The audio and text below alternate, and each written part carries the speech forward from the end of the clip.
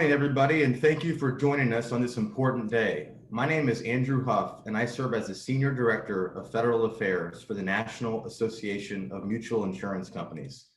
NAMIC is the nation's largest and oldest property casualty trade association, whose membership includes more than 1,400 member companies. The association supports regional and local mutual insurance companies on main streets across America and many of the nation's largest national insurers. As we gather here to discuss the critical importance of improving the resiliency of our nation's homes and communities in the face of severe catastrophes, unfortunately, we are reminded on a seemingly daily basis just how important it is to get this right. I think it is clear to all of us in this room that even as the nation continues to be impacted by COVID-19, we are experiencing more severe catastrophic events on a more frequent basis all over the nation, where residents all across the U.S. are facing the devastating impacts of flooding, wind, wildfires, and other perils. With the opportunity created by the Disaster Recovery Reform Act, we as a nation can for the first time invest in a significant way in things that will protect homes, neighborhoods, and public infrastructure. And today's discussion will be a critical part of ensuring these investments lead to measurably stronger and more resilient communities. It is also important to take a step back and look at how we got here. After the insurance industry came to us following Hurricane Katrina and talked about the need for better building codes and more tools for communities to arm themselves against the growing number of catastrophes occurring all around the nation, we knew we had to do something. Back in 2011, NAMIC's head of government affairs, Jimmy Grandy, brought together a group of firefighters, emergency responders, insurers, engineers, architects, contractors, and manufacturers to form the BuildStrong Coalition. We knew the insurance industry couldn't go at it alone in this fight to change the way policymakers viewed resiliency and disaster mitigation. The year before, in 2010, the Insurance Institute for Business and Home Safety created their state-of-the-art research center. Thanks to the IBHS Research Center, for the first time, we had clear scientific evidence we could share via video with lawmakers on Capitol Hill of the massive power that resilient construction and pre-disaster mitigation has to protect homes and save lives. And since then, the coalition has sought to educate lawmakers on Capitol Hill and around America as to the power of stronger construction and resiliency to protect lives and save billions of inefficient taxpayer dollars. In the early days of the BuildStrong Coalition in 2011, building resilience was a topic that was largely not even discussed on Capitol Hill or anywhere really. But the members of the coalition didn't stop fighting, pushing for years to advance the Safe Building Code Incentive Act and then the more comprehensive National Mitigation Investment Act. And with each year, we were reminded again and again by devastating disasters hitting all corners of the nation just how important it was to keep fighting for stronger homes and more resilient communities. In November 2017, the House Transportation and Infrastructure Committee unveiled the Disaster Recovery Reform Act, which is now law, that created the new Building Resilient Infrastructure and Communities program, the BRIC program, as well as a first of its kind incentive for states to build using stronger building codes. But even though the DRRA is a historic law that represents a major shift in the disaster mitigation landscape, it cannot be any more evident that our most important work is still ahead, and that the next chapter of resilience undoubtedly involves new strategic partnership, creativity, and innovation, both in solutions and resources. That is why it is so important that each of you are here today to be a part of these critical conversations about how to best maximize the new BRIC program. In that vein, the BuildStrong Coalition is continuing to work to cultivate relationships with leaders throughout the emergency management and disaster policy fields, and greatly values the relationship we share with FEMA, Congress, the National Emergency Management Association, and the International Association of Emergency Managers. We will continue these partnerships to work together to educate and raise awareness about disaster resilience and mitigation efforts, policies, and programs, and to help cultivate mitigation and disaster resilience champions that lead legislative and policy changes that foster, facilitate, and incentivize wise investments at the national, state, and local levels. Our efforts to explore and promote the next chapter of disaster resilience policy and legislation include focusing policymakers on the need to increase funding for pre-disaster mitigation and building code adoption and enforcement, directing infrastructure investment to risk-reducing, cost-effective hardening of disaster-resilient construction, lifeline infrastructure, and the adoption and implementation of risk-reducing standards, and removing roadblocks to state-safe home grant programs and increasing tax benefits to individuals and businesses that invest in resilience. The BuildStrong Coalition is currently working with key champions in Congress on the introduction of the Resilient America Act, legislation which would contain the strategic proposals to support the priorities mentioned previously and usher in the next chapter of resilience in this nation. And we look forward to sharing more of this work in the weeks and months ahead. With that, I would like to thank the U.S. Chamber of Commerce for hosting today's important conversation and would now like to turn it over to Pam Williams, Executive Director of the Coalition. Pam most recently served as counsel for the U.S. House Transportation and Infrastructure Subcommittee on Economic Development, Public Buildings, and Emergency Management, where she played a huge and critical role in authoring the DRRA, and has more than 15 years of federal agency and congressional experience, including extensive experience at FEMA. Thanks, Pam, and now I'll turn it over to you. Good morning, everybody. It is so exciting that we are in this unique environment able to bring together once again, a year after our inaugural Regional Resilience Forum, again with the Chamber here in Washington, D.C., some amazing folks that can share that perspective, Andrew, that you just talked about of where we've been, where we are, and where we can take this chapter, this next chapter of resilience in this country at a federal, state, and local level. I want us to get into these in-depth conversations. As I have said before in these forums, we are taking lip service to resilience and just an excitement about resilience to the next level. We are going to share with you over the next almost 2 hours very tactical tools, resources, best practices, lessons learned on how to truly be successful in identifying disaster risk, in identifying key projects to draw down that risk, and truly change resilience on a community basis, a regional basis, and ultimately nationwide. So thank you everyone for joining the BuildStrong Coalition.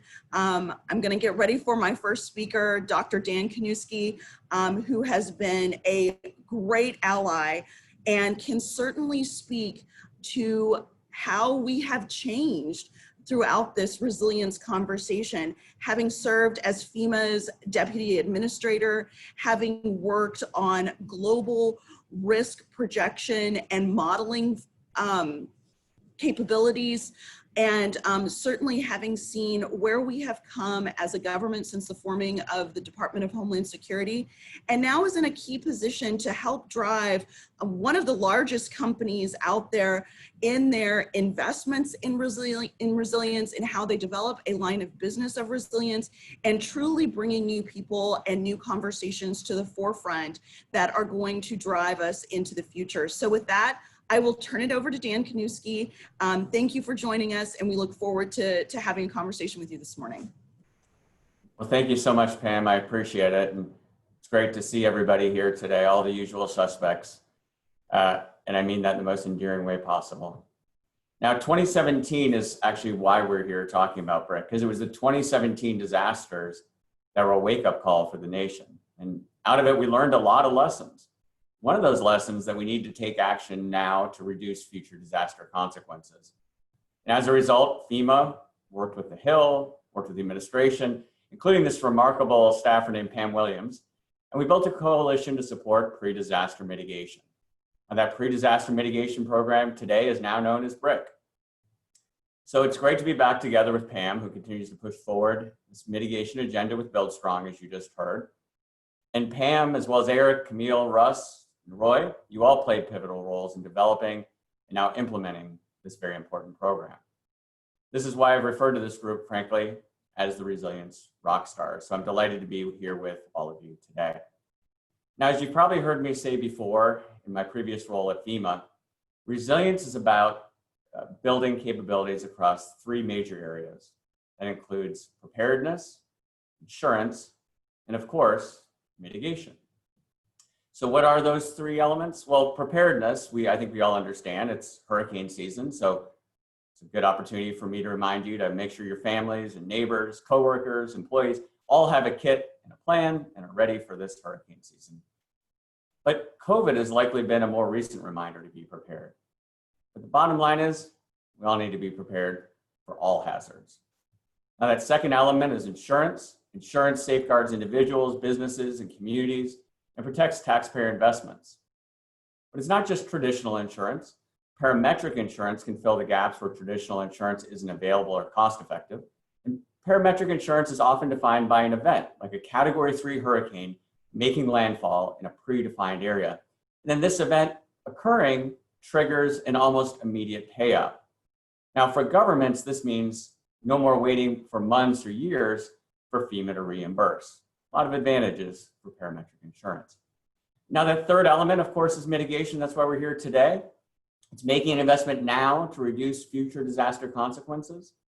There's the National Institute of Building Sciences study that showed for every $1 invested in federal mitigation funding, it results in $6 saved when a disaster occurs. Now that statistic isn't just a simple stat, it was a motivating factor in the successful passage of BRIC. Now we need public-private partnerships for all three of these elements. After all, that's the reason we're here today, to talk about how public and private organizations can work together to build resilience. Well, in that first category of preparedness and response, we saw very recently the value of public-private partnerships. It's what FEMA called a whole of America response. And I really endorse the idea of calling it that, because the response to coronavirus really requires everything we have, not just as a government, but as a society. So that includes, for example, we saw car manufacturers producing ventilators. We saw Silicon Valley innovating. And we even saw FEMA developing innovative programs to work with the private sector, like Project Airbridge, to get PPE here to the United States as quickly as possible. For insurance, pandemic is very challenging. It's an extraordinarily challenging time for America, for our economy, and for the insurance industry. Frankly, the near simultaneous impacts for a pandemic occur over a vast area. It's sudden and global all at once. The sudden global disruption makes it very challenging for the insurance industry to address. So as we look forward, we need to find solutions. And we at Marsh & McLennan proposed a public-private partnership with the insurance industry sharing the risk with the federal government. You know, we believe that a partnership would give both sides, the government and the private sector in the insurance industry, a better understanding of pandemic risk. And you think about it, if we have a better understanding of risk, we could use that to inform our preparedness and mitigation programs. And then if you pair that with the right incentives, US businesses and society as a whole can become more resilient. If you want to learn more about that, we have a report called Pandemic Risk Protection, Accelerate Recovery, and Build Resilience Now through a public-private partnership. Now the third element, mitigation. Again, that's why we're here today. So let's dive into one element of mitigation, which is BRIC. Now I'm not going to take a deep dive in BRIC because I know Eric and Camille are going to do a great job on that next. But I do want to share my perspective based on my role in the private sector, and specifically with the insurance and reinsurance industry. First, let me say that Marsh & McLennan fully supports FEMA's objectives to promote a national culture of preparedness through strengthening mitigation capabilities and fostering resilience. BRIC is certainly consistent with our vision for resilience, and you can see that vision in a report called Building National Resilience, Assigning Mindsets, Capabilities, and Investment. But BRIC represents a meaningful opportunity for FEMA to create further alignment between all of its programs, both pre and post-disaster programs, especially those related to mitigation. And for those of you that are emergency managers, you know what I'm talking about here. It's PDM and HMGP. Let's make sure that BRIC fits in well with those programs and helps align all of those mitigation programs that FEMA has at its disposal. But I think it's also important to mention that BRIC isn't the end-all be-all mitigation solution. It was always meant to be a down payment. It's a down payment, and now it's the time for others to follow. And others includes other federal agencies, state governments, local governments. All of them have a role to play in enhancing the nation's mitigation capabilities. And of course, given that this is a public-private partnership conference, this includes players beyond government. Now, specifically in my area of insurance, insurance is certainly a proven mechanism to drive individual and community resilience. We believe it's in everybody's best interest for BRIC applicants to invest the resources and strategies that improve insurance penetration and close that protection gap. For those of you that don't know what the protection gap is or why it's so important, let me just give you a couple examples. First of all, the protection gap is the difference between insured and economic losses. And the bottom line is most losses are uninsured. Globally, only about 25% of losses are insured. If you look specifically here at the US, and let's pick a peril like flood insurance, you think 25% is a low number. You'd be astounded to learn probably that only single digits, we're talking about, single digit percentage of Americans have flood insurance. That's far too low. You're leaving 90+% of American households at risk for flooding because frankly, most people don't realize that flood insurance isn't included in your homeowners or renters policy. But we believe that there are significant opportunities to underscore the need for insurance for the reasons I just stated to the broader applicability of mitigation in our communities and with our infrastructure. And coupling mitigation investments with financial protections for disasters will help communities to implement comprehensive approaches to risk management and maximize long-term benefit to community resilience. Now, I also want to highlight and applaud FEMA for one of their specific principles, very relevant to today's discussion. Principle 3, I'm going to quote, promoting partnerships and enabling high impact investments to reduce risk from natural hazards with a focus on critical services and facilities, large scale public infrastructure, public safety, public health, and communities. So FEMA is talking about partnerships right up front in the BRIC language. Those partnerships distinguish BRIC from many of the legacy mitigation programs and have the potential to yield significantly enhanced benefits to the applicant and frankly to society as a whole. And that's what's really novel here. BRIC presents a unique opportunity to encourage further investments in mitigation through public-private partnerships that will reduce the physical and financial risk for communities across the nation. I can say this now firsthand, from the private sector, that we are willing and able to partner with governments to proactively understand and manage disaster risks. And more specifically, I can say that the insurance and reinsurance industry remain well capitalized and have a level of sophistication and expertise developed over decades in dealing with catastrophic losses that enable the industry to withstand most conceivable loss scenarios. Again, I have to caveat here that the mechanisms to address the financial impacts from coronavirus must be addressed in the future if the private insurance markets are to play a role. But by working closely with the private insurance and reinsurance carriers and the intermediaries, governments can play an important role in making progress in quantifying the impact of disasters and further understanding other emerging risk exposures. Now, we have a third report that I want to highlight. It's called Protecting Our Planet in the Public Purse. In that, we highlight how governments around the world are working with the private sector to improve financial resilience. And specifically, that report looks at how governments around the world are confronting these risks and outlines 6 case studies to demonstrate how governments are turning to the reinsurance market for innovative risk solutions. These examples can serve as a basis, frankly, for how we look at BRIC here in the US. I think the more examples we can find of successful projects, whether they be in the US or abroad, the more successful the program is going to be in the end. And whether those examples come from FEMA, I know that FEMA always is looking for examples. I encourage you to send those to FEMA so that they can shine a spotlight, and frankly, all of us can shine a spotlight on these successful programs and use them as models around the country. Finally, I want to highlight how state property insurance programs or residual markets throughout the country are uniquely positioned to understand and mitigate high-risk areas. These programs help fill the protection gaps and have a vested interest in reducing risk to maintain efficient operations. Many residual markets have expressed interest or previously funded mitigation retrofit programs that seek to incrementally improve building resilience on a large scale. And I'd say as an added benefit during disasters, more resilient structures will help to reduce the reliance on response assets.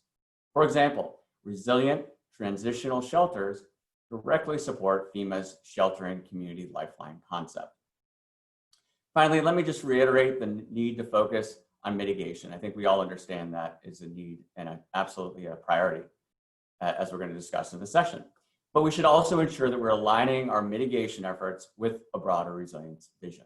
This vision includes mitigation as a cornerstone, but also brings other elements, including preparedness and insurance. So with that, I'll conclude, and I'm happy to take any questions, Pam.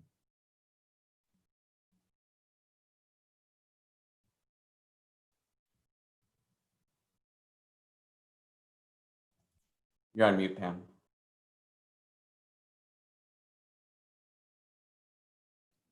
Thanks, appreciate that, Dan. Thank you so very much. So I actually have a couple of questions for you, particularly as we frame this conversation. How do you define resilience? How do you think this community that we've brought together here that represents certainly the federal policy making, state level implementation, and then bringing the private sector to the table, how should we frame our resilience conversation, particularly in light of COVID? Well, having been involved in resilience for most of my career, I can say there is no one-size-fits-all definition. Although at FEMA, when I was there, we were legally obligated to come up with the definition. So I know that there will be a definition coming out thanks to Congress. What I will say is it's really about taking action now to reduce future disaster consequences. It's really about us acting in ways that all of us know, whether we're at different levels of government or the private sector or NGOs. It's thinking about what we can do proactively to reduce those consequences. So it's less important about how we define it and more about how we embrace it.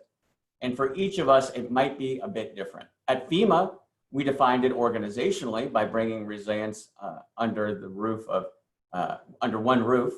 And that included, as I mentioned, preparedness, mitigation, and insurance, and the FEMA team looking at all of the pre-disaster programs holistically, I think is really helpful in helping to make sure that we can address those risks. But yes, don't focus so much on how you define resilience or finding the universal definition of resilience. Focus more on how you as an individual or you as an organization can contribute to a vision of lower disaster consequences in the future. So certainly in the past, you have been focused on building state and local capacity and to be successful in the mitigation and resilience conversation. What do you think is one of the most important roles that the private sector can play, organizations like yours? How do they start to build this into their line of business, if you will, to be great community partners in the identification and planning around risk and driving some of those solutions?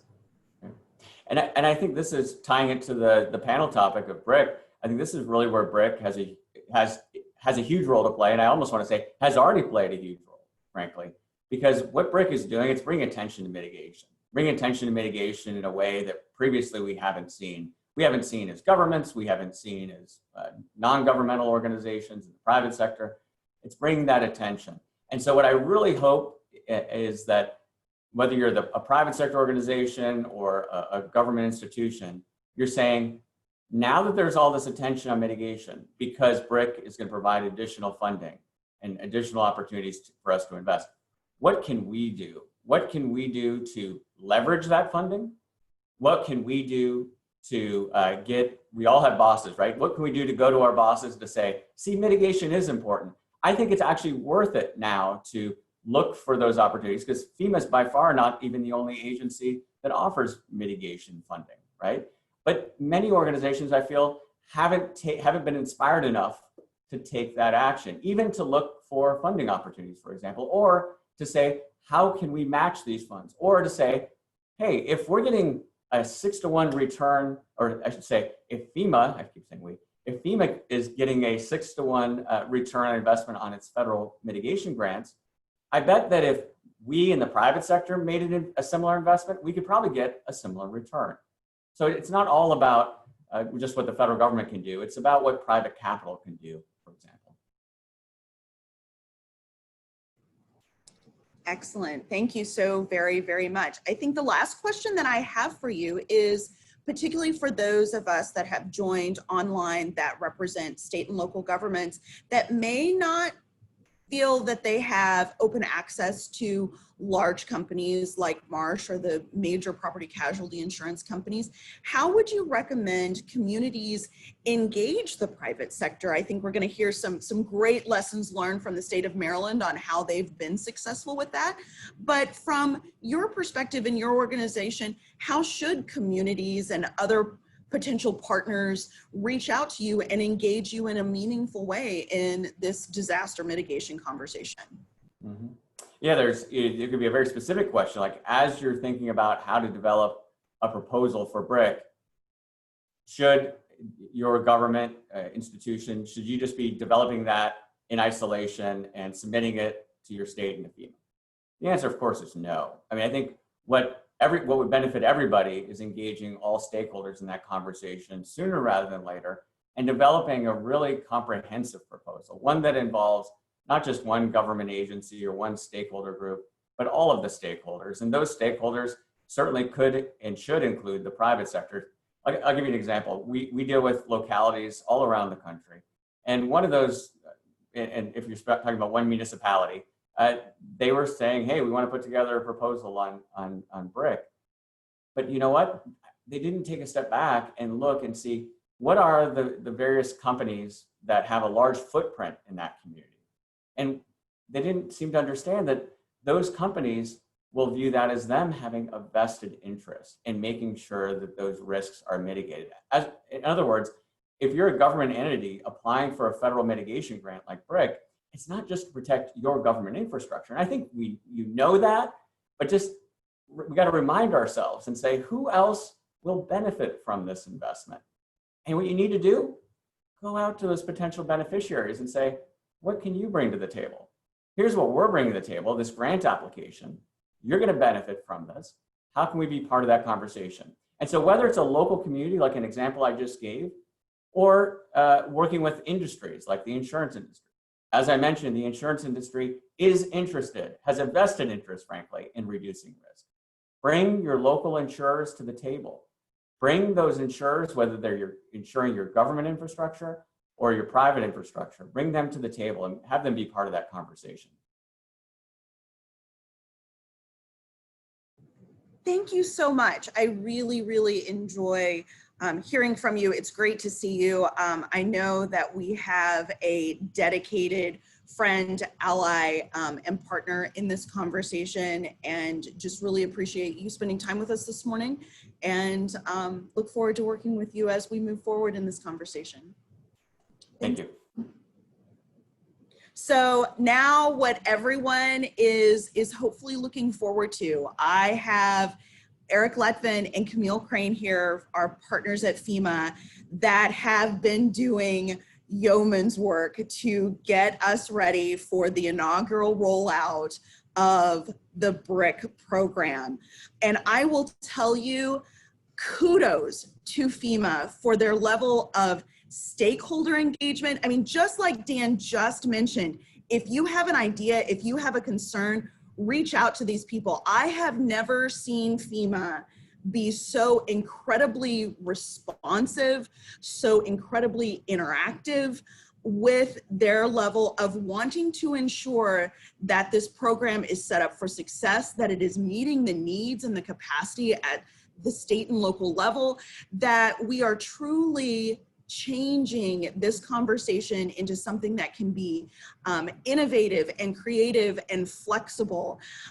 So really quickly before they get started, Eric Letvin is the Deputy Assistant Administrator for Mitigation, and just like Dan discussed, mitigation at FEMA is now so much more than a conversation just within FEMA. It's more than just a conversation of pre-disaster or post-disaster mitigation. And I think that Eric, particularly given his background at the White House and the National Security Council and his work with state and local governments, has really helped break down some of those stovepipes so that we understand that mitigation and resilience needs to be a conversation throughout the disaster life cycle.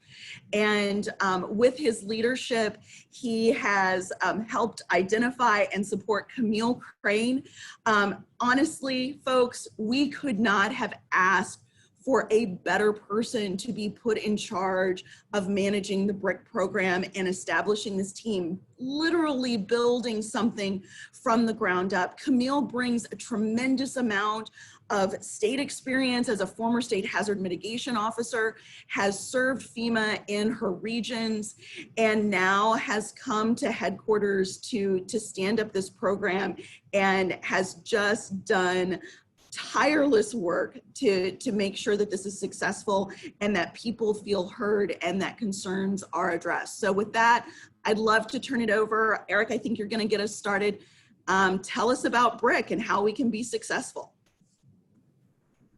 Well, great. Thank you, Pam. That was quite an introduction. No, it's a real privilege to have the opportunity to design a brand new grant program. That's not something that happens every day. And I want to thank Pam and everyone for their leadership in helping us get to this point. We're in the executive branch. We implement the laws that Congress passed, but first the law needs to get passed. So it's a real privilege to be responsible for helping design this new grant program. And first of all, I just want to say we want to make this program reflective of a lot of the comments and feedback that we have heard from all of you. And that's our attempt to create the grant program. I want to talk about mitigation in general, mitigation actions that people can take to reduce the risk of future disasters.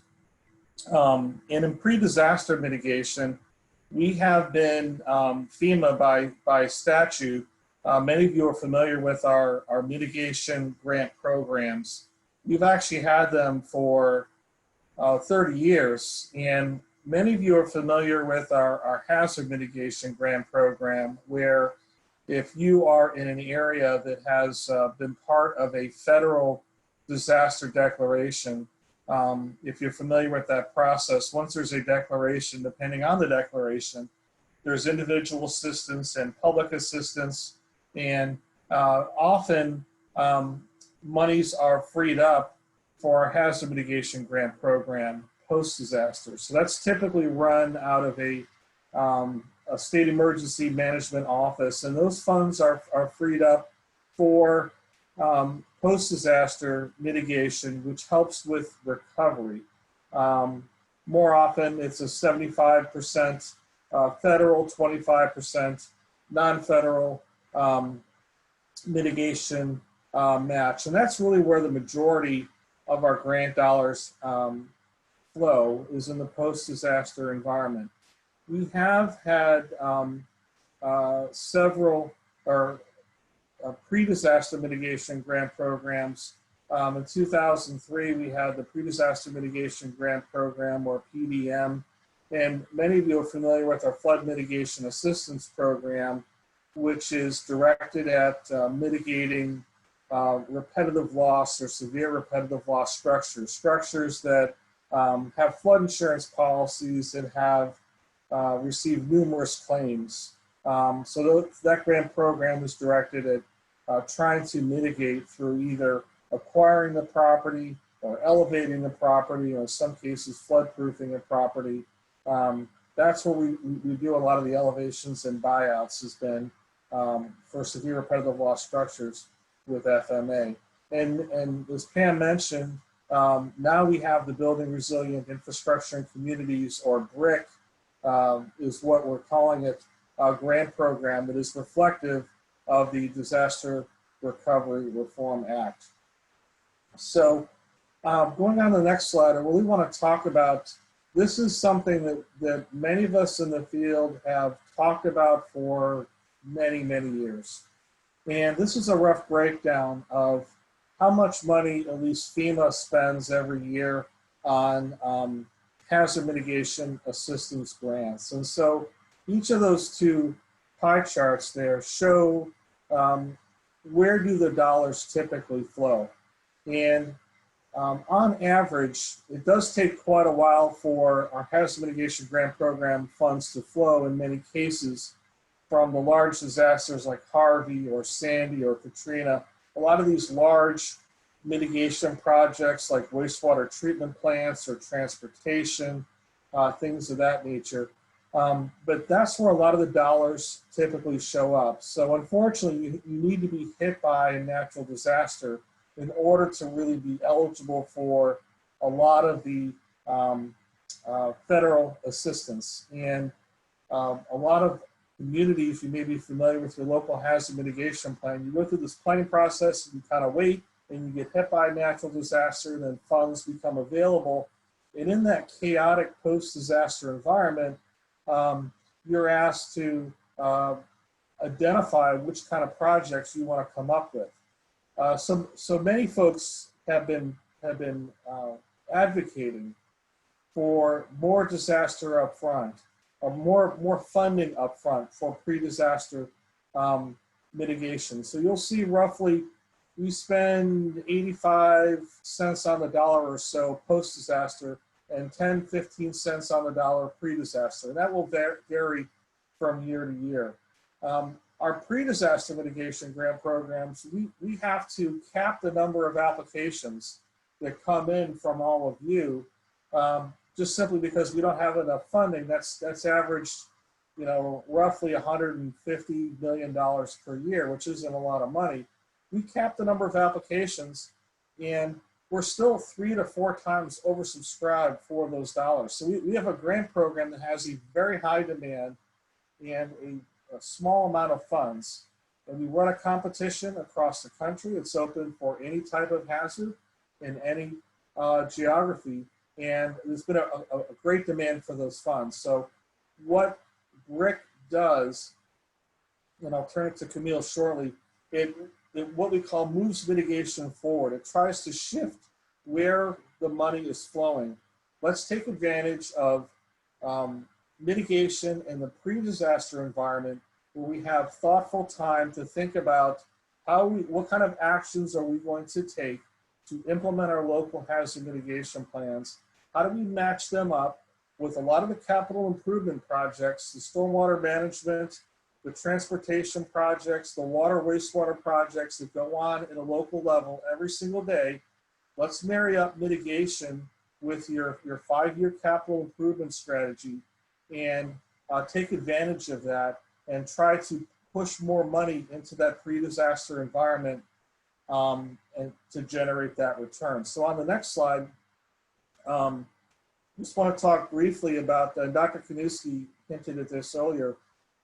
We've actually had a study for about 15 years, and that study was refreshed a couple of years ago, that really looked at the economics of mitigation, looking at certainly with federal mitigation grants, and looked at building codes, and looked at various places in the country. So you can go and Google that report, and depending on where your local jurisdiction is, it actually takes a look at the different types of hazards and the different geographies. So if you're in Alabama or North Carolina, it will show you roughly what is your economic return for taking those mitigation actions.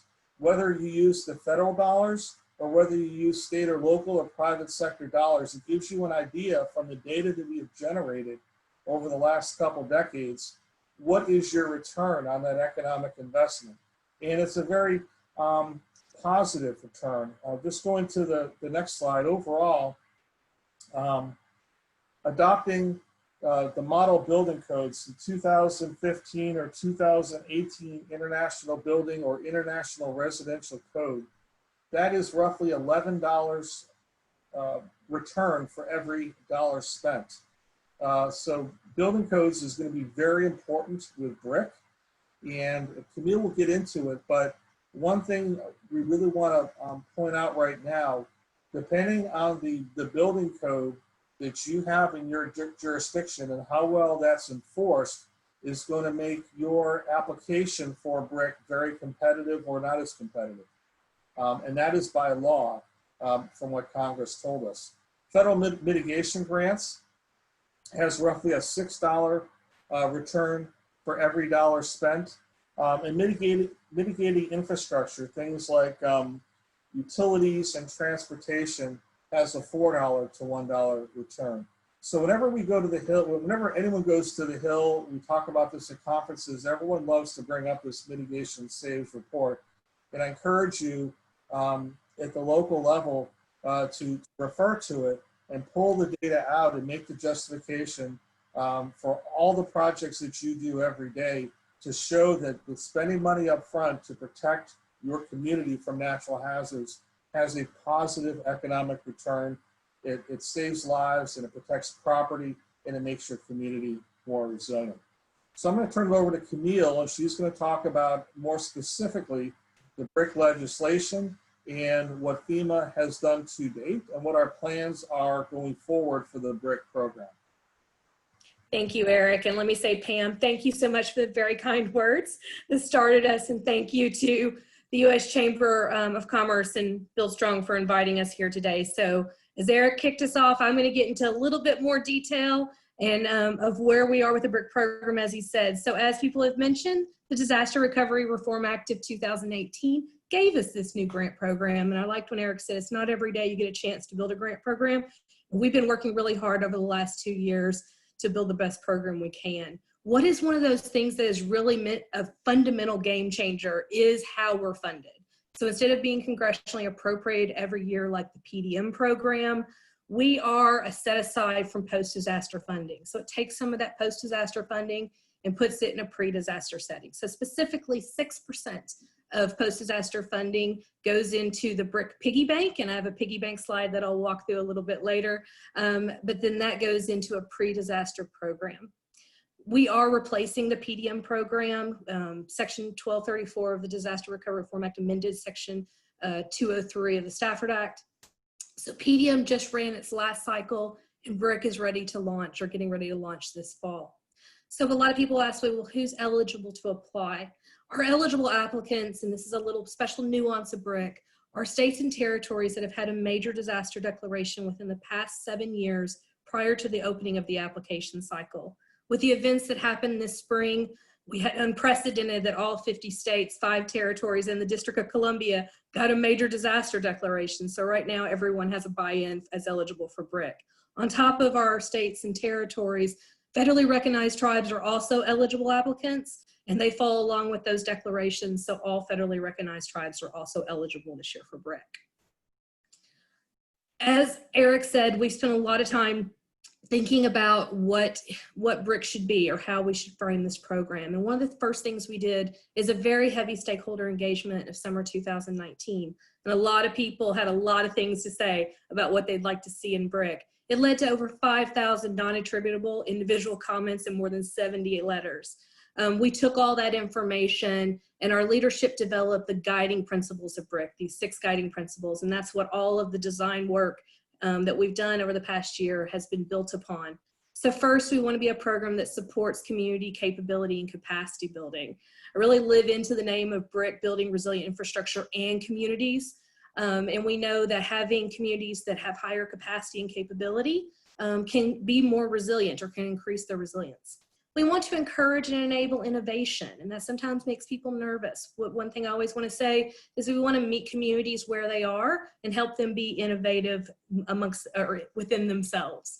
So how can you be innovative within your community, whether that is through things like the next guiding principle, and that is promoting partnerships.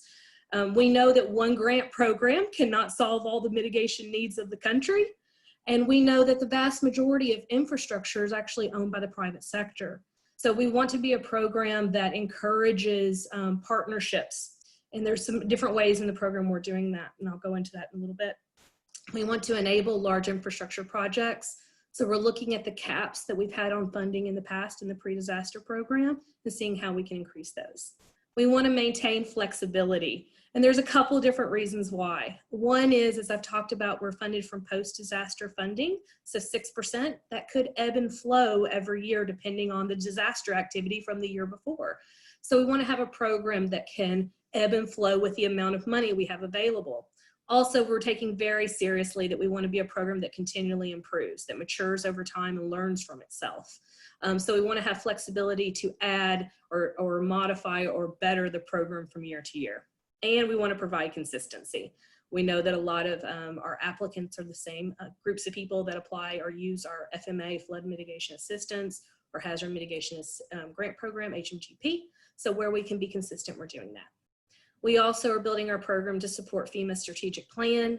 Part of building a culture of preparedness is increasing that mitigation investment, and we see BRIC as a piece of increasing the mitigation investment. We're hoping by mitigating critical community lifelines, we're helping the nation to prepare for catastrophic disasters. And we're hoping in building this grant program, we're not adding complexity. So we want to be, we're taking very intentional in our steps, trying not to increase the complexity of our grant programs. So where are we in BRIC timeline? This is what I call the pizza tracker. I was very excited when we moved our red arrow on May 11th over to BRIC rollout and training as we finished our public comment or through the Federal Register notice for the policy. So while we are adjudicating all the policy comments we got, which was about 900 individual comments we're responding to, as well as we're finishing the NOFO, the Notice of Funding Opportunity, and getting that ready to roll out and getting the other materials. We're doing sessions like today where we're talking about the BRIC program, and we've been doing that heavily since about April. We want to make sure that we inform as many people as possible so we can have, once again, helping to build those partnerships by making as many audiences as possible aware of the program. Next big step in BRIC will be releasing the Notice of Funding Opportunity. We are planning that in August, and then finally opening the first application cycle towards the end of September, first part of October. So how is funding derived for the program? So you heard it's 6% of federal post-disaster funding. The actual mechanics of how that happens is every time a major disaster declaration is declared, 180 days after that, an estimate is taken across different sections of the Stafford Act. 7 different sections, including public assistance and individual assistance, fund the BRIC program. So at 180 days across those 7 sections of the Stafford Act, 6% of the estimates are put into a piggy bank or an account within the disaster relief fund. And then once a year, we break open the piggy bank, scoop all the money out, put it into the grant program, put in a new piggy bank, start collecting money again. So that piggy bank is continually, every time a major disaster declaration hits 180 days old, accruing money. So some of the key ways that BRIC is different than the PDM or pre-disaster mitigation program, I want to walk through a couple of these and I'll tell you some of the specifics about the program. One is when we look at the priorities, we're going to be looking at infrastructure projects and projects that protect those community lifelines. Building codes, as Eric stated, building codes are very important in the program, and they show up in a variety of different ways, including funding building code work, priorities for building code, priorities for projects that have good building codes, and making sure projects are built to certain codes. We believe that there's shared responsibility, and so partnerships is important, as I said before, and the importance we're putting around innovation. As far as how we want to look to build capacity and capability, one is we're introducing new project types that we can fund in that space. So we will continue to fund mitigation planning. We're also going to fund project scoping, formerly known as advanced assistance. And that's the idea that you give some seed money to help a community develop the project so they can apply in future years, as well as under capacity and capability building, we'll be funding building code projects. So looking at helping communities, whether they don't have code, adopt code, better their code, or enforce their code. And then partnership as well is something new that we're looking at funding. So communities have said to us, we'd love to have a partner. How do we have a partner? So this is actually funding that can be put forward to maybe do a gap analysis to see where you need strategic partners, training and partnerships, holding forums, involving partners in your planning process. As well as we're looking at having in-person non-financial technical assistance. This is called direct technical assistance. More information about how that's going to be administered will be coming out with a Notice of Funding Opportunity. But that's where we'll be offering some non-financial direct technical assistance with lower capacity communities. We had through our stakeholder engagement, a lot of folks tell us, we just need to know, like, what are you thinking about? What does a BRIC project look like? So we're also, as one of these program support materials that are going to come out with the NOFO, looking at, we've created the Mitigation Action Portfolio, or the MAP. And it is a collection of 42 case studies. It is a living document that we hope will grow over time by people submitting to us good projects to put into the map. But it's multi-hazard across the country from tribal, rural, urban, different size of projects, but looking at what are some different projects and why we think they're good for BRIC or good examples of projects for BRIC. And a lot of that looks at where the partnerships were, what lifelines they mitigated, what the benefit cost ratio was, where funding came from. So that is one of the technical assistance pieces we'll be releasing this fall with the program. We're looking to be a program that increases flexibility. We're looking at how we could reduce limitations, increase caps, and this one's really game-changing to me about how we're allowing pre-award cost. We've removed the date that you can start collecting or counting pre-award costs. So previously, you couldn't start incurring cost on pre-award activities until the opening of the application period, and we've removed that date.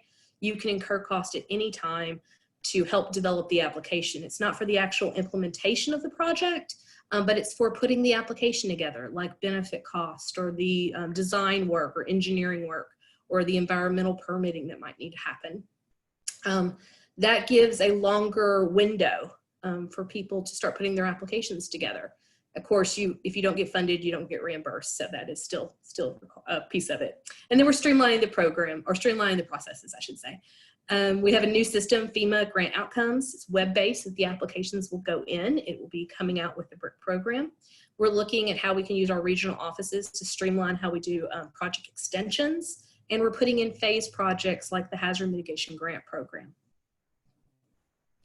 At the end of the day, what makes the project eligible? So we have a lot of people who say, well, is this project type still eligible? Yes. All project types that have been funded by HMA in the past are still eligible. You'll see on the left there a copy of the Hazard Mitigation Assistance Guidance, last version coming out in 2015.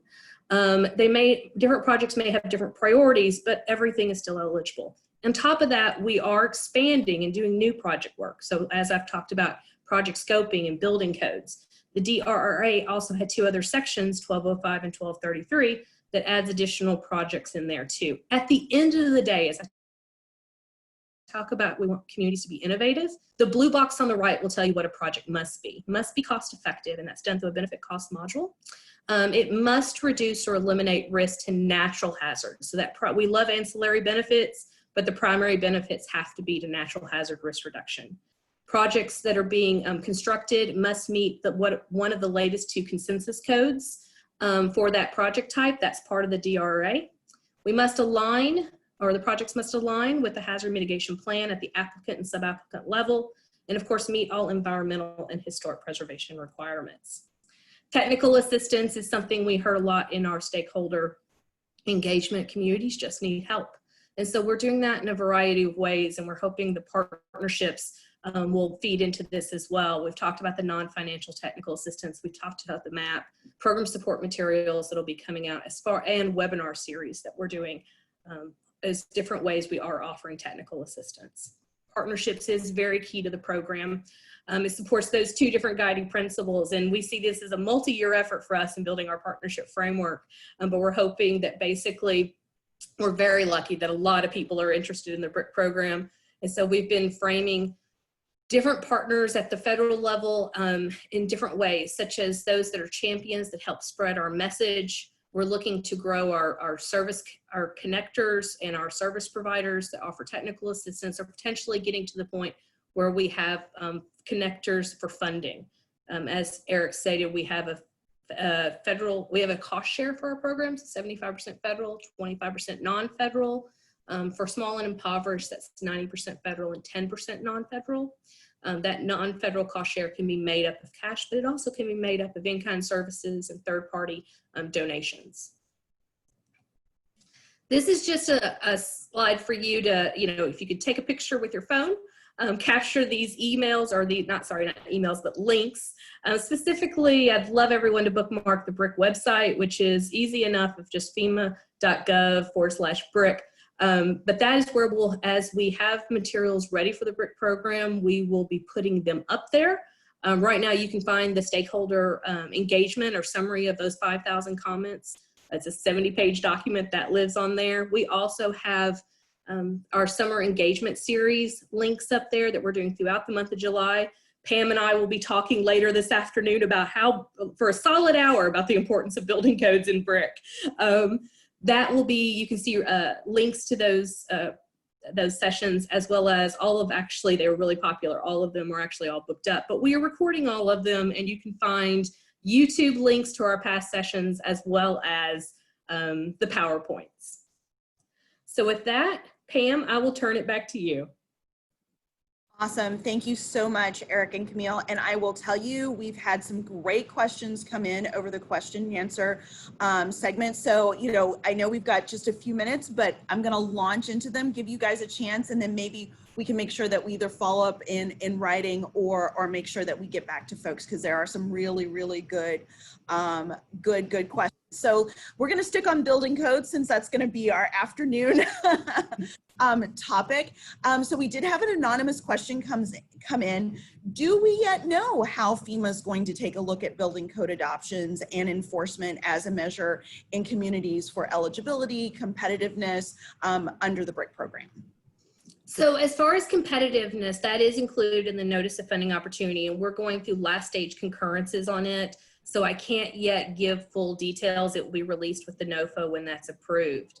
That will talk about how both on the applicant level and the sub-applicant level, we're looking at the building codes for project competition. Eric, is there anything you'd like to further say about that? Nope. It's more to come. Awesome. Thanks, guys. So really quickly from Chris Orr, we have a question again about the direct technical assistance. You spoke a little bit about that. Will there be an opportunity for the private sector? Will FEMA be engaging the private sector to assist in items related to technical assistance? Hopefully over time. This is something, I look to grow from year to year as we grow that partnership framework. One thing that we're doing with the direct technical assistance, and we hope to do the direct technical assistance, is not limited to an area, but really leave the aperture open, because resiliency, as Dr. Say said, can be 1,000 different things, right? And so it may not be, as we look at a request that is really good to offer non-financial technical assistance, it may not be in our wheelhouse at FEMA to provide that assistance. So I have been thinking through the different partners in different areas that could potentially offer assistance that these communities will ask for. But we'll see what all those requests look like basically in January when the application period closes. Awesome. Awesome. Okay, I'm going to try to knock out another one. So Kay Torres has been very engaged with some questions. So the first one is regarding the eligibility and the requirement that there be a major disaster in the last 7 years. We certain disasters are happening in places where they have not been happening historically. So how is the BRIC program going to make sure that jurisdictions are more resilient before the disaster ever happens if they haven't been historically having these disasters? Well, one good thing is with all the disaster decks that happened in the spring, which I said everybody got one, that's a 7-year buy-in for BRIC. So hooray, 7 years of being able to apply for BRIC funding, as well as hopefully my hope is these communities through BRIC can build capacity so they can reach out and find other funding sources, because BRIC funding will never, like I said, be big enough for everyone. But hopefully over the next 7 years, they can build their capacity and enact some really good mitigation measures. Awesome. Eric, Camille, thank you so much. Thank you so much for your time and your energy and your passion for this topic. I know that there are a couple other questions. If we get a chance, we'll definitely respond to them in writing and make sure that we're pushing information. But I can't stress enough that FEMA is putting a lot of resources on their website. Even if you go and find that one of the training sessions is full, they're posting all of those online for folks to view as they're preparing to roll out the BRIC program. So thank you guys. Thank you for your continued work and partnership on this. Really exciting things are coming our way. I'm excited. Thank you. So as we've talked about, I think everyone, Dan, Eric, Camille, talked about the critical nature of state priorities, how all of this is driven by state capabilities. And I will tell you that the state of Maryland continues to impress me. Governor Hogan and Russ Strickland, the state emergency manager, continue to highlight mitigation. I don't want to take away your thunder, Russ, but mitigation is the center of the universe. You continue to drive that focus through your involvement in national organizations.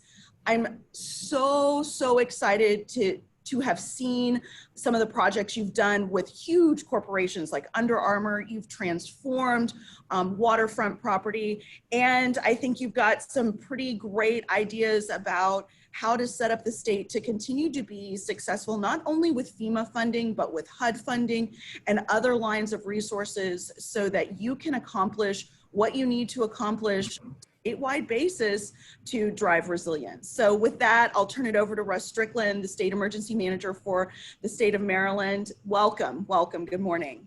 Well, thank you, Pam, and thank you for that introduction. And behalf of Governor Hogan, thank you for his comments too. I mean, that's absolutely terrific. And I want to thank the other panelists. You know, Eric, Dan, and Camille have really set this up very well. I want to kind of give a little bit of the Maryland perspective. I do sit at the national level with the National Emergency Managers Association as the co-chair of the Resilience Committee. But I will tell you that if you've seen one state, you've seen one state. So just keep that in mind. Maryland is a fairly small state. We have a little bit of a heavy population density, particularly through the central part of the state. But overall, we're probably one of the smaller states. And we also don't have a whole lot of disasters, which is a big point too. So to try and change this whole mentality of focusing on mitigation is like trying to take a ship that's in the harbor and make a quick right-hand turn. Well, that's just not going to happen. It's very, very, very slow. And I've got a tremendous staff around here who are really buying into the concept of risk reduction. And under risk reduction is our mitigation program, of which we are really focused on and are building it out. And I think that is so important because I come from a response background. And we've also done things for response that pick that up because we're never not going to have to respond. But we clearly, and here's the new phrase, can't respond out of all of these vulnerabilities. We have got to implement mitigation so that we can build that type of resilience in the future. So as you said, resilience or mitigation is the center of the universe. There's the t-shirt. Make sure everybody gets a good shot of that. I would have put it on today, but this air conditioning in the building is absolutely freezing cold. And I may pull a Mr. Rogers and put my sweatshirt on here in a minute. Mitigation is the center of the universe. So what is resilience? Well, I think Dan set that up really, really well. And I would kind of kick it up with our phrases here. And I really believe resilience is the universe. That's what we're focused on, is the entire universe, and at the center of its mitigation. And obviously, if we could have a perfect world, a perfect universe, it would be obviously very, very resilient. So with that, you know, we are going to focus on the fact that mitigation is the center of the universe. And with that, keep in mind, and this is probably the toughest part there is, you know, I've spent quite a few years, again, I mentioned in the response field, came over to the dark side of emergency management probably about 20 years ago. And really, I was there when I was a kid. Preparedness and mitigation are really focused into prevention. And I can remember going to seminars, and particularly with one, Gordon Graham out of California, used to make the comment, if it's predictable, it is preventable. So anything we're dealing with today, generally, which is predictable, should be preventable. Well, that's mitigation. That's mitigation's life and responsibility. But the challenge with all that, again, is It doesn't happen overnight. It takes time. It takes a lot of community involvement. It takes money. And it takes that whole cultural mind changing that's sometimes not really easy to do. It's going to take a while. So what we're doing today is for our grandchildren's grandchildren. That's the world we're trying to leave behind. And we've got to get into the mindset, and we've got to push that culture such that people understand they're not going to see the immediate results of that. Now, in a nation that's been raised on McDonald's, that's a little tough to take. When I get to the counter, I want my cheeseburger and I want it right now. But that's what we've got to learn. And one of the places I did have an opportunity to work was Johns Hopkins Applied Physics Lab. And there are people there who are working on the space project, and they put 30, 35, 40 years in, and they've not seen that rocket go up yet. And they're not going to. But they know and understand and are dedicated to what needs to be done to get that rocket to go into the air someday, or to get that exploration into space. So it really gets back to, and it's kind of a little saying Baltimore City has, and that is believe. You know, we have got to believe that mitigation will make us safer in the future. And we've collectively got to come to that. And we got to remember that we cannot in any way, shape, or form respond our way out of every vulnerability that presents itself. So I do have some prepared points here that the staff want me to make sure I say, and I'll make sure I say those.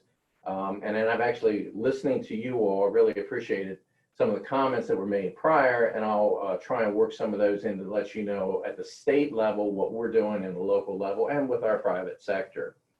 You know, one of the things we're focused on is not only just the word mitigation, but also the kind of putting an adjective in front of it, and that is it's transformative mitigation. We want to change what it is we are today so it's better tomorrow. And that requires that whole community partnerships. That's the only way we're going to affect change if we really, really are dedicated to it. And in the state of Maryland, through all of our government, we truly are dedicated to it. We are focusing on private partnerships and the whole community approach to all of our mitigation planning. One of the things our risk reduction group has created is a risk reduction council.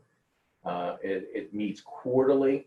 It's expanding. It's a new idea. We're trying to bring everybody in, but it started with the state agencies and the different mitigation projects that they're involved with so that we have visual on it all. Everyone can see what everyone else is doing. We can see whether or not we can assist each other back and forth with it. And we're bringing the private sector and other entities, particularly at the local levels, into that. And I would really be remiss not to stay on that for just a second because, excuse me, when I do say these other state agencies, let me try a little dunking here. We talk about these other state agencies, you know, Dan mentioned mitigation. One of our prime partners is the Maryland Insurance Administration. They are there working with them and the Maryland Chamber of Commerce. We've had events where we've brought everyone in who could be involved in all of types of mitigation projects, from bankers to real estate sales folks, you know, local jurisdictions, state agencies, just to simply talk about how it is we can work together to get some of these projects through. The other major partner we have is the Maryland Department of the Environment. They actually are responsible for the flood mitigation assistance program in Maryland. We work very, very closely with them. They are part of our Risk Reduction Council. And then the Commerce and Department of Labor in this state are very, very active. They're part of our private sector integration program. We'll talk about that here in a few minutes. But when you mentioned COVID, which was really kind of nice, I thought maybe we wouldn't have to mention COVID for a day or so. But COVID brought together people working in the State Emergency Operations Center that has never happened before. And at least the numbers of people who were here, and particularly from the private sector, commerce and labor. So a big shout out to them, because we are really trying to create those partnerships. We all share in this risk and the responsibility to mitigate that risk. And all of those agencies feel it. Our private sector feels it. Our local partners feel it. In Maryland, we have 26 locally appointed by the governor emergency managers. So theoretically, technically, I'm the 27th. So there's 27 of us in the state of Maryland that do report to the governor. We have organization of that in that they basically work with me and through me on our projects. But, you know, it is great to see small counties, small jurisdictions grasp this idea that, wow, maybe we can get rid of this nuisance flooding, that we've had for the last 50 years. But let's get rid of it, and here's an opportunity, and here's some ways to do it. So we're really looking forward to more to come out with the BRIC program.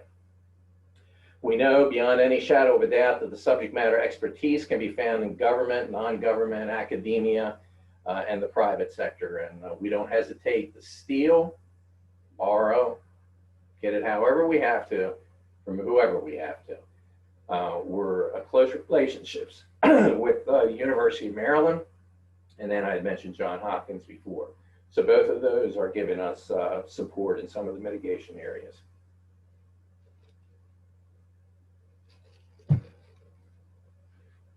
And then, again, the most effective mitigation efforts are championed by the community and members of the community. So again, through the local jurisdictions, through our state agencies, we really are trying to nurture and build that whole culture of preparedness. And critical infrastructure is owned by the private sector. If there's one thing with our private sector integration program we've really realized and come to identify very clearly is that they are the folks who need information at the time of a disaster. And they are the folks, as we build those relationships, who are saying very clearly to us, we're ready to do what we can to help you and help all of us do that type of mitigation that we need for the future. So we are pulling them in as much as we can. And some of these new approaches to mitigation, such as BRIC, is really going to foster the environment for increased public-private partnerships. What was great to me in the last, this past year, is that I had several of our local, state level legislators come to us and say, what is this BRIC program? Never have they come through that door before and said, hey, let's talk about mitigation. But when BRIC hit the street, they were there at the door saying, what is this BRIC program? And because of that, I mean, there was legislation this past time, and I think because of COVID, things got obviously a little fouled up, but we're actually looking at a resilience officer for the state of Maryland.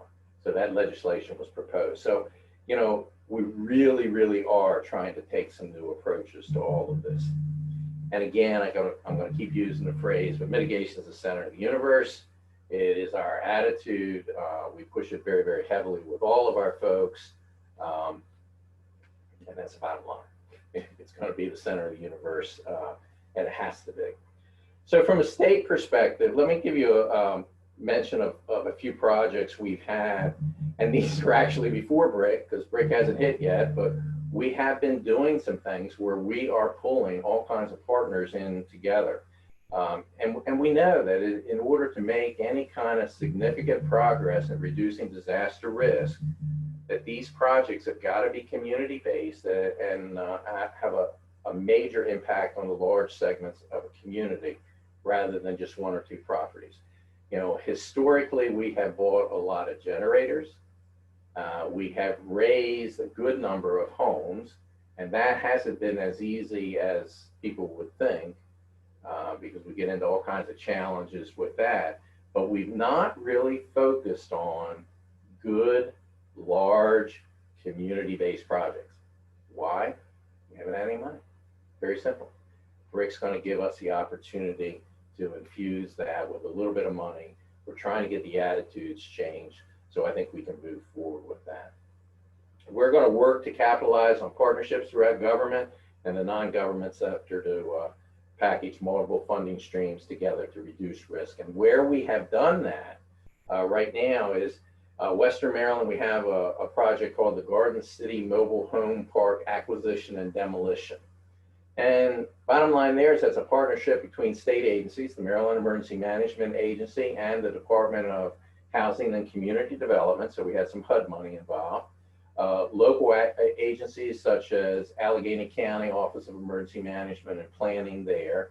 And then community members, i.e. the willing property owners to get involved with us, and at the same time receptive tenants, because some of them are rental properties. So again, this may be small money in some of the bigger states, but we were awarded $750,000 of HMGP money, $700,000 in the CDBG funds, put them together, and the acquisition of approximately 7 acres of land that was in the FEMA map floodplain, demolition of these 25 homes there, and then we're going to relocate these tenants to another safer spot out of the floodplain, and that site will be returned to its natural site. Western Maryland, years ago, we actually rearranged a creek to avoid some flooding. So those kind of projects required multiple agencies and the private sector. One really big one that is interesting, and we talk about time, the 1972 Hurricane Agnes, which hit us as a tropical storm, did more damage than we've seen in years and years and years. Next was really Isabel and then Sandy, obviously. But Agnes in the city of Frederick, in probably our kind of central to central west part of the state, was heavily flooded. Through almost a 20-year project, they created a waterfront and then a flood reserve area, which is a park. And this past summer, not this summer yet, hopefully, not this summer, but last summer, it worked perfectly. It worked absolutely perfectly. And that was a combination of federal dollars from several different resources, state dollars from different agencies, local dollars, and then also private sector investing into that. That worked very, very well. Another one we're involved with right now on the eastern shore of Maryland. Everybody loves the eastern shore because that's close to the ocean. Got to be careful down there right now with the COVID kind of stuff, but it's a beautiful area.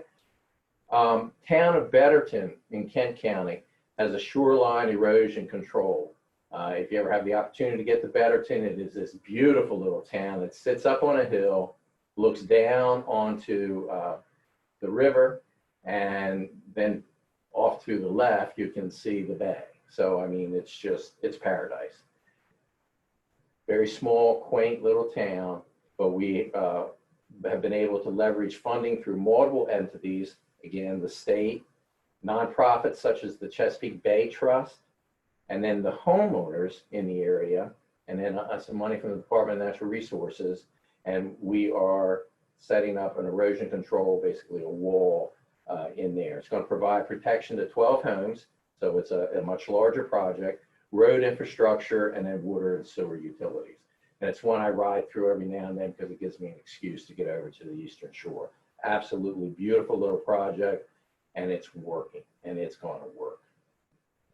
So those are a couple of the projects that we've been very much involved with. I wanted to speak for just a minute about our private sector success stories. And, you know, we've gone through some transition with it, with everybody we hire is absolutely a superstar. And they get stolen from us shortly after we hire. And right now we have another superstar, without any question. We have been able to reach out and bring Maryland entities together. It really showed its return on investment and really kind of gave its support to grow through the Baltimore civil unrest of 2015.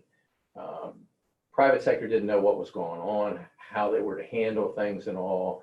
And, we did different things with setting up web boards, communication systems to them, to now it's evolved into really a program that we have, that the private sector joins us. We continually communicate with them. When we do have an event, we set up a system so that we have communications back and forth with them. And then here recently with the COVID again, they've been very, very heavily involved and would have a couple of conference calls a week just to discuss what was going on. So it's those kind of partnerships that we're building so that we'll be able to use those and gather those as we move forward with mitigation and the whole concept of building that universe of resilience. So with that, I think I've really kind of hit everything I wanted to cover. One last plug I do want to hit is that with all of this, very clearly, emergency management, the world of preparedness is entrepreneurial. To all the aspiring emergency managers out there, two things you need to learn really quick, on top of all the great training and stuff that FEMA will give you, as well as the college courses all the way up through a PhD. You got to be entrepreneurial. You got to figure out where the money is, because there's nobody standing at the door to come and hand it to you. And then secondly, when they do find out where all that money is, you got to learn how to project manage it. So two things to leave you with along that area is you got to be entrepreneurial and you got to learn some project management. And so from the state of Maryland, that's where we're headed. We're going to keep pushing and pushing and pushing to keep mitigation at the center of the universe. Thank you. Russ, thank you so very much for lending us your enthusiasm and your lessons learned. I will also say, much like FEMA, the state of Maryland has been wholly accessible. Your staff is remarkable. You have hired rock stars that are wholly responsible, engaged in the community and across the conversation with key partners. Thank you for enabling them to do that. I thank you for your leadership on a national level. I know that you personally work with communities, not only across the country, but across the planet, to help them be successful in mitigation conversations. So thank you for that. And thank you for continuing to be accessible to us and partnering with us on this exciting journey. So thank you, Russ. Thank you. So now, if we have learned anything throughout the last 4 months, it is that probably one of the most critical lifelines and key shelters is our residents. And as we are all stuck at home, imagine if in this environment, our homes were impacted. And that is something that our next guest, Roy Wright, thinks about on a daily basis, brings together the best science, testing, and findings to share with us what we can do as individuals to increase the resilience in our homes, what industry can do to drive increased investments in residential resilience. I'm so excited to bring to us IBHS's CEO, that can talk about their recent findings with regard to specific hazards like wildfire, but also some exciting stuff that they've learned about everything from the protection that our homes get from our roofs to garage doors. So with that, Roy, I will turn it over to you. Thank you for being with us and sharing with us how important this residential resilience conversation is. Pam, thank you so much. It's great to be with you, the panelists, and for the Chamber for bringing this group together. I have the last leg of this race that started about an hour and a half ago. We framed the issue really, really well. And we've talked through the policy elements. And so now we're going to talk some specifics. What can really be done? And the fact that I'm no longer inside the Beltway, I'll assert that we'll try to get beyond some of the Washington talking points to the point where this meets people in their communities. The elements that Russ was just talking about, where we see individuals who live in a home that at this point is not just the place where they sleep at night and feed their family, For so many of us, that home is the place where we both live and work, and look at those dimensions. In the time we have today, I'm going to focus on just two dimensions of how Mother Nature comes our way. We're going to go to wind, but I want to start with wildfire and take a shift that primarily looks out west. But I'll remind folks, we see wildfire across the Southeast. We've seen it in Texas and Tennessee, as well as Florida. And even in South Carolina, just outside of Myrtle Beach, we look at the impact that this has. And with this shift that we have seen in the climate, while we're not seeing more fires, we are seeing greater severity and scope of those wildfires. These moving pictures of flames scarring landscapes are becoming all too normal for us. And I think we've just got to grapple with the fact that it is not changing. You know, in the California context, again, they're not getting more rain per year, but the rainy season has shrunk. What used to begin in October and extend into March, we're now seeing that rainy season not beginning until late December and only lasting a couple, 3 months. And so that is providing the fodder by which so much more can happen. As that has occurred, IBHS, the Insurance Institute for Business and Home Safety, has been looking about how we can do the research to specifically look at the residential side of this equation, particularly in the suburban residential context. Now, I know we have a nationwide audience, and so let me give a couple of fundamentals just so we understand wildfire. Some people out east don't know it as well. There are 3 things that are required for you to have a wildfire. You have to have weather. And so, yes, that is about dry and hot air that's not humid, but also the winds that can come. California, you'll often hear about the Diablo or the Santa Ana winds that fan those flames. You have to have fuel. And we rightfully start out in the ecosystem. We look at the elements of what can happen in the forest, but that extends then into that urban area and hits homes. And it comes through the topography. We look at the canyons, we look at the uplift, because that fire can accelerate up out of canyons and out of riverbeds and drive so much damage. Once we have those pieces, we start turning to what can we do research on as that fire that came through the weather, the topography, and the fuel and gets to the home. So what we know is as many as 90% of structures are going to get ignited because of embers that came floating their way. And that ember could be the size of a small spark when you're roasting a marshmallow, but oftentimes it's the size of your thumbnail or thumb. It is not uncommon for us to see embers get to the size of the palm of your hand. And they regularly pick up and lift a half mile or more.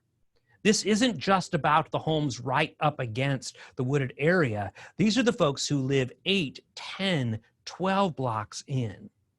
And so the research we've done is we look at those homes, we look at vents on your home, decks, the building to building spacing, the non-combustible zones. And that is driving so much of what we look at that says, what can we do? Because resilience cannot simply be part of a national dialogue. It needs to translate all the way down into communities and specific structures. Yet, when I talk wind with folks, I can pinpoint a few things. When I talk wildfire, I have no choice but to look holistically at the system, because it goes from the outer levels. You can deal with the landscape and the ecosystem. You can deal with the town. You can deal with the neighborhood. You can deal then with the individual structure. All of this becomes interdependent. Russ appropriately talked about flood mitigation, where he's taking out 12 or 20 structures in a given neighborhood. all too often, some of that flood mitigation can be one house at a time. And while I think it's always better to do the neighborhood scale, if you take out one house, you have truly changed the risk. On the wildfire side, one bad actor can sacrifice an entire neighborhood. So this isn't all just bad news. There are specific solutions. But as we go through, there's a few things that are non-starters. If you're in a wildfire-prone area, which is to say any part of your community is prone to wildfire, there are two non-starters out of the gate. As we deal with wood, shake, whether that's on the side of your structure on top or some of the vinyl combustible materials, these elements are just not compatible with the fire environment. And I think it's the kind of element, even as Camille was talking about the kind of actions that are there, it's a place on the wildfire front where I can imagine communities beginning to take actions to address, because it's often one of the most expensive pieces in play. If your house is kindling, it's simply not going to work from a mitigation perspective. But there are some simple actions people can take. If you can move it, go ahead and get it out. So we talk about the vegetation, we talk about the firewood that may be near your home. It needs to be moved away. But you know what? One of the things that most folks don't think about is their fence. So they got a wood fence that goes around their yard, and I'll actually tell you that might be okay. But it's when that fence comes up next to the structure, it can act like a wick, and it can bring that fire that hits your neighborhood up to your structure. So replacing that with a metal gate is the kind of thing, very simple and straightforward, that limits that risk. There are modifications that we can look at home. So we start looking at places where things might be hospitable to the embers that come your way. So I think about soffits. I think about vents. Those are the parts up along the top of your roof where things can take in root. They're very hospitable, and they can begin what fosters as the fire. When your roof is replaced, it's replacing it with a non-combustible roof covering. And we can look at structure design. These are the kinds of things that have to be done at the point of pre-construction, but the shape of walls, the shape of roofs, those kind of outcropping elements or dormers that come off of homes become, again, a place where embers can take in residents and become so problematic. Finally, we look at location and proximity. The actions of 3 neighbors who perfectly mitigate their home against wildfire can be lost because the neighbor 4 houses down didn't, because that neighbor's home became hospitable. And then we can get the conflagration by which we start seeing wildfire move from structure to structure to structure. Wildfire is not easy at all. It has been with us for hundreds of years with humans on this continent. But I think we've got to make sure that we accelerate our work in this space, because Andrew, which hit in 1992, Hurricane Andrew, really drove so much of the progress in the wind space. To be honest with you, we spent 10, 15 years getting there. Well, the catastrophic events on the fire side from 2017 and 2018, I think are really going to drive us to meet the mile much, much sooner. Okay, so let's deal with the other parts of the country where wind becomes a prevailing hazard, whether this is in a hurricane-prone area or an area that experiences straight line or tornadic winds. We go out after events, partnering with people, including FEMA's mitigation assessment teams, to look at the kind of damage and see the kind of losses that occur.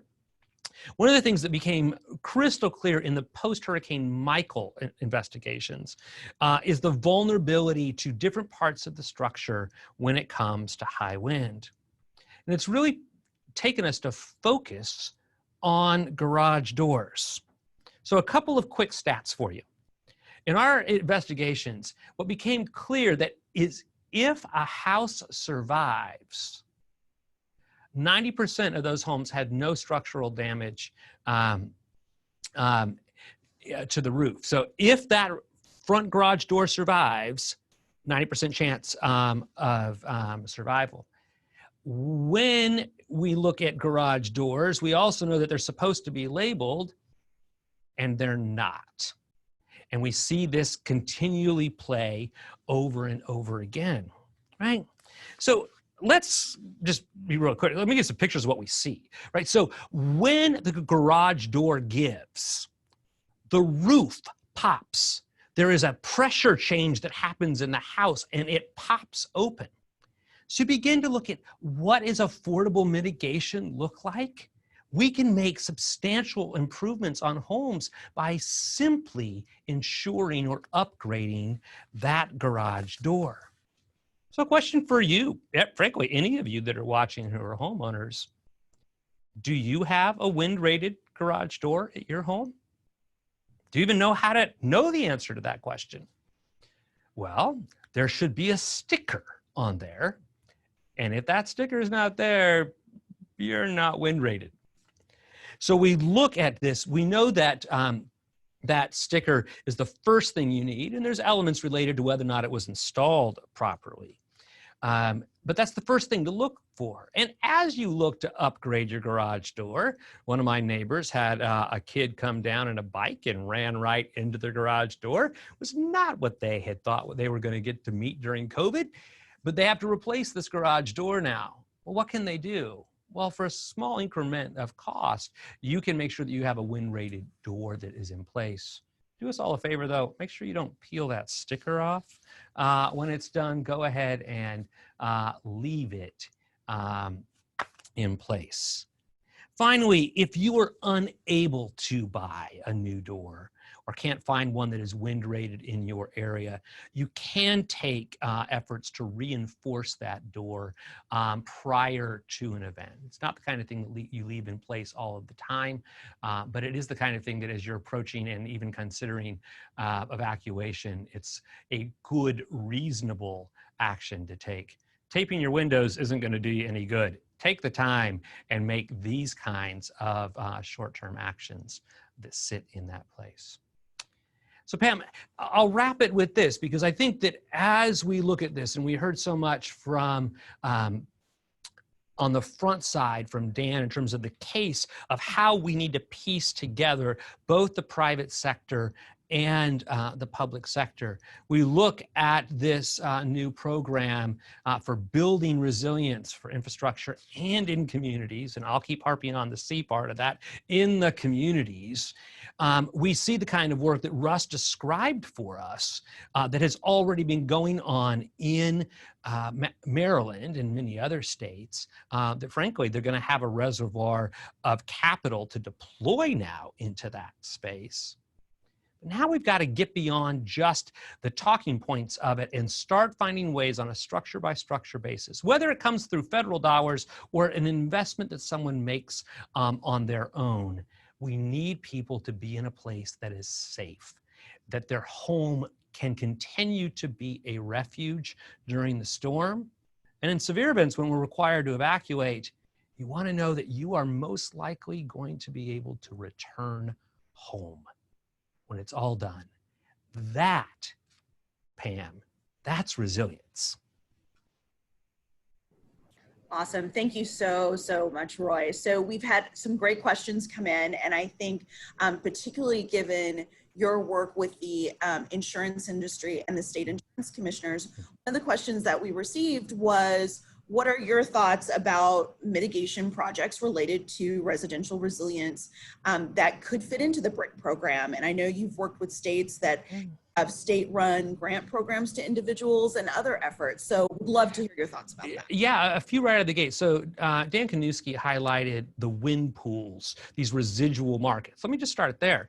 We're seeing the kinds of projects in Alabama and in North Carolina where the state was putting their money behind projects to look at upgrading roofs.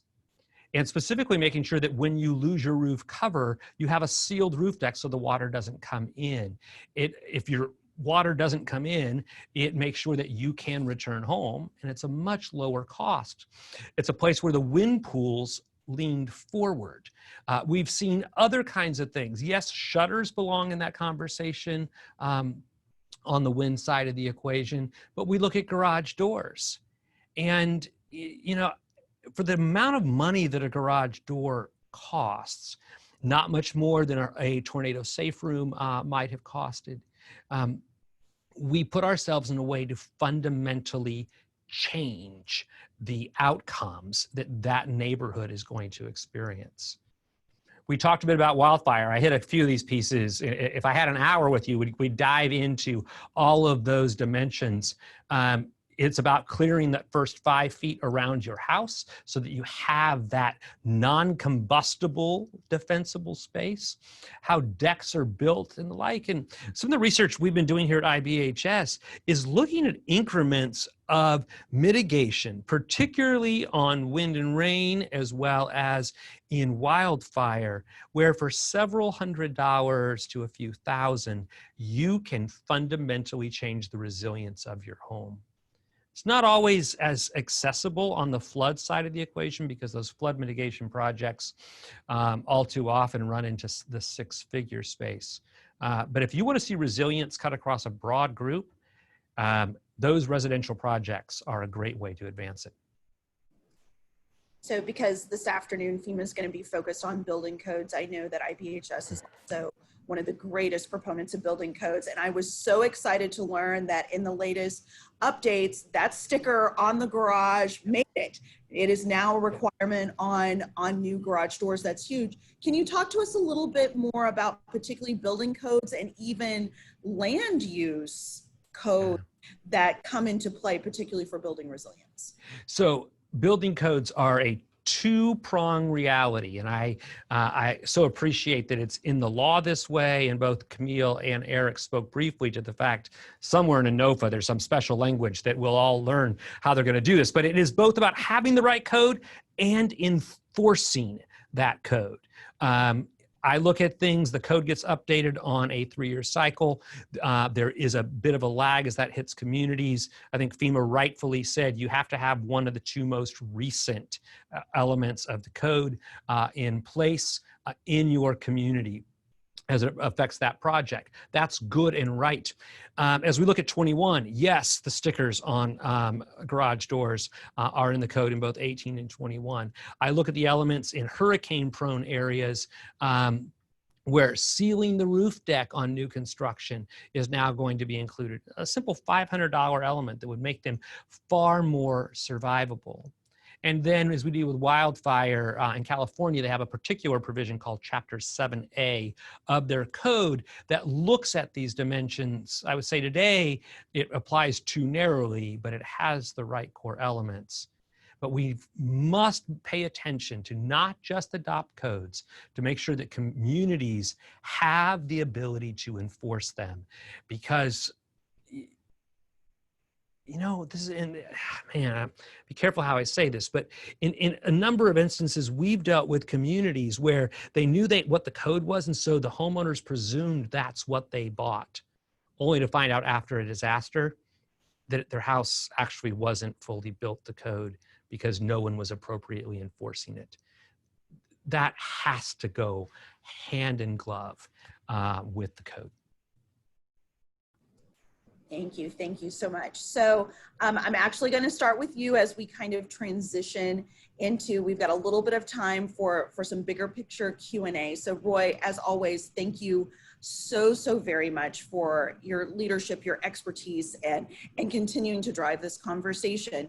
So starting with you, because one of the things that we are really trying to identify is the next chapter of this conversation. Obviously, we're continuing to focus on building state and local capacity to be successful with the resources that are available to them. But what do we need to continue to drive? I mean, most of the people here on the phone, we've been engaged in this conversation for close to 20 years. There were things that got accomplished in the wake of the 2017 storms that we've been trying to do since the Disaster Mitigation Act of 2000.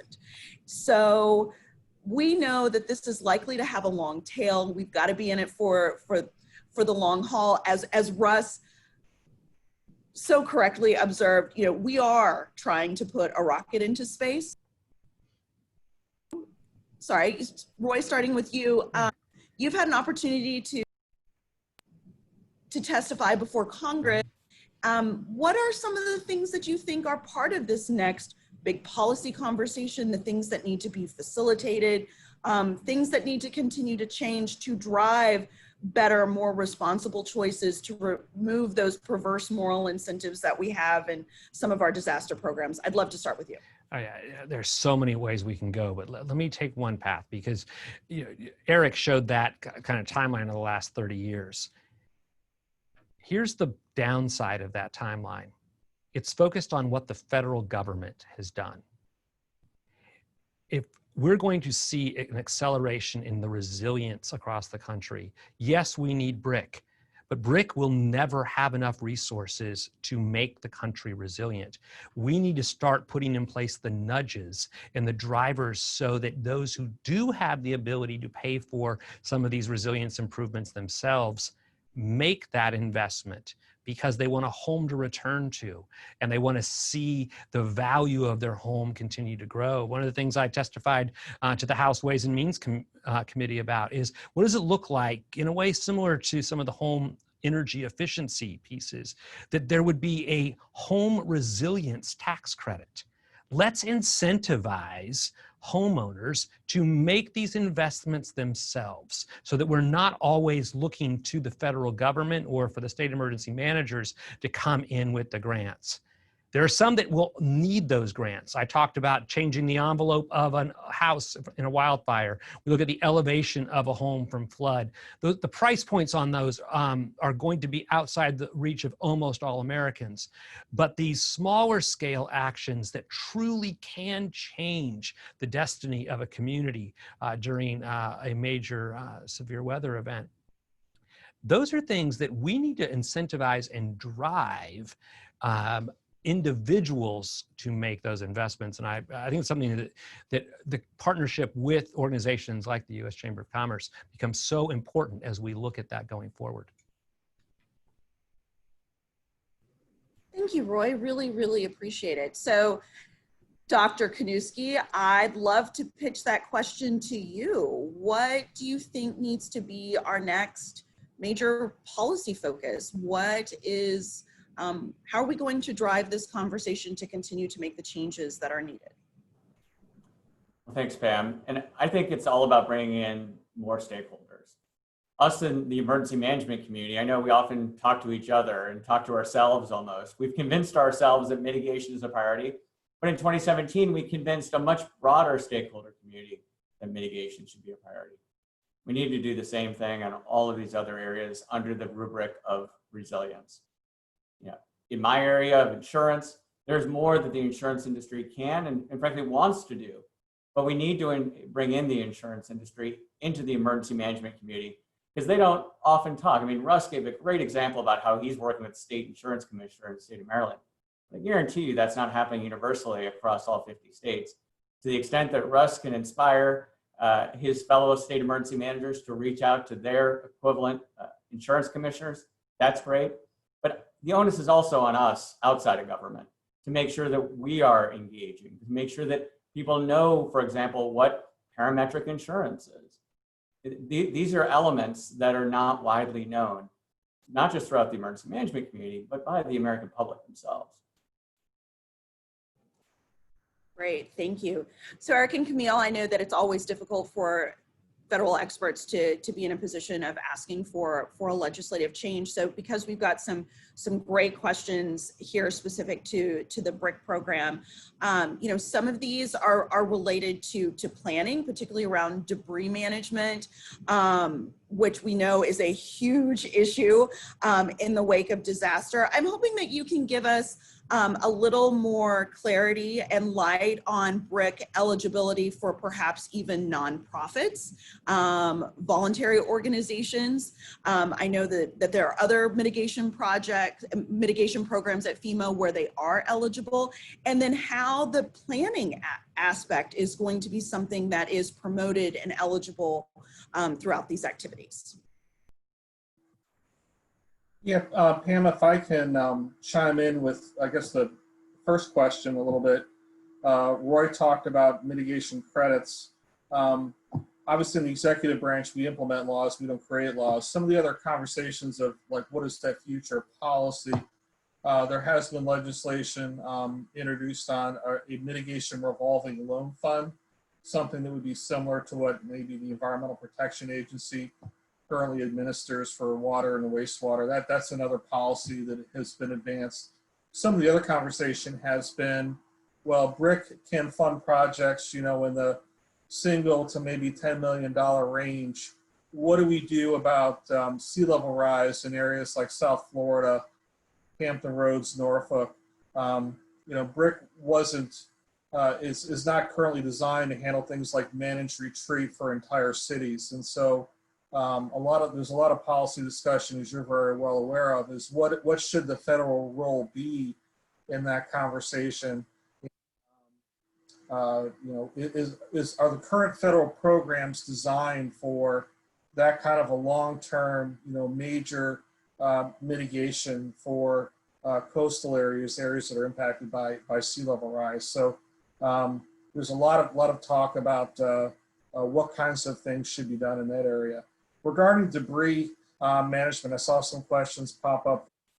That's pretty much covered by our public assistance program. We don't do a lot of, again, Camille had that a link at the end of her presentation on our hazard mitigation assistance guide. Those are the kind of projects that are eligible.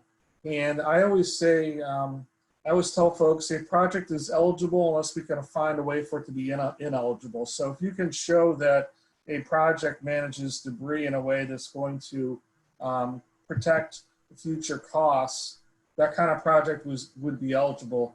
Frankly, I don't think we've seen a lot of projects like that show up in the past, but I know that things like vegetative management, I think perhaps the person asked the question, could those type of activities be funded under BRIC? Let me pass it over to Camille if you want to maybe chime in, because certainly you've done a lot of work at the state and regional level on that. But I would say take a look at our hazard mitigation assistance guide for the kind of projects that can be eligible. And our mitigation action portfolio that we're getting ready to release is really a bunch of projects that we ask people to be innovative and think about lifelines. Those are the kind of projects that we would like to fund under BRIC. And so that's going to provide a guide for communities. Thanks, Eric. And Pam, going to the question about, I think there was a question about eligible applicants who can apply and where do nonprofits and for-profits fit into that equation. The eligible applicants are our states, our territories, and our federally recognized tribes. So those are the ones that can apply directly to FEMA. Those that can come up under that are also state agencies, other Indian tribal governments, and of course local communities. So that's whether that's parishes, counties, towns, they can apply as sub-applicants. The people that cannot apply either as a sub-applicant or an applicant or the private sector, the nonprofits, and individuals. But things that they own that can be applied on the community's behalf. So I don't want anybody to think, well, I'm out because I can't apply directly. No, that's what the partnership pieces are about. So we see as a regular that we elevate private, citizens' homes. We acquire, we do wind retrofits. We do wildfire mitigation on individual homes. They apply through their communities. We can do the same thing with businesses, and we can do the same thing with nonprofits. And I think that's really important as we talk about doing larger infrastructure projects. We talk about being innovative, bringing all the power to bear from those nonprofits, especially that have technical expertise, and the private sector into the community, or applying with the community to make stronger mitigation project applications and help those projects come to fruition, because getting that project award is just the first step. Then you have to implement the project. So having those partners on board to help implementation happen. As it relates to mitigation planning, traditionally with our pre-disaster mitigation program, you saw the creation or the update of 44 CFR, Code of Federal Regulations, Part 201 plans, so these standalone hazard mitigation plans.